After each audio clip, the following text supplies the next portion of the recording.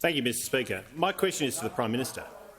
Yesterday, the Prime Minister refused to rule out increasing taxes on Australian families. With Australians facing 5 consecutive increases in interest rates, will the Prime Minister rule out any new or higher taxes on Australian families, businesses or retirees by Christmas? Give the call to the Prime Minister.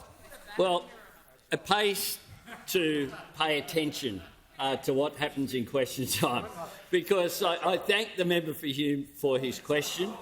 I say to the member for Hume that at 2:30 you shouldn't necessarily ask the question that was decided upon whenever tactics met this morning, because we just had in this chamber an answer about taxation. And when we on this side of the House have legislation Members on my left. before the parliament right now to lower taxation.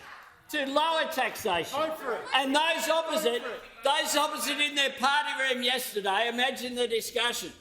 Some of them would have said, followed the Deputy Leader of the Liberal Party and said, well, it's not really relevant because they don't exist, these electric vehicles, electric utes, they don't exist.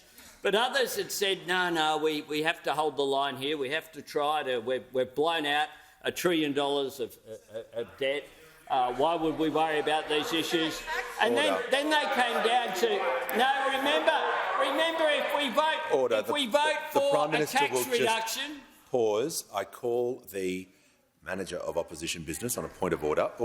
Point of order is relevant. He was asked, will he rule out taxes on Australian families, businesses and retirees? That's not an invitation to speculate about what occurred in the opposition party.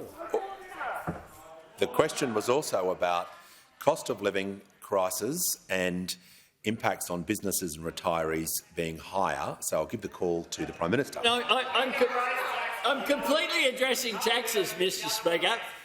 Because we're on this side, what we've done is we've got legislation to lower taxes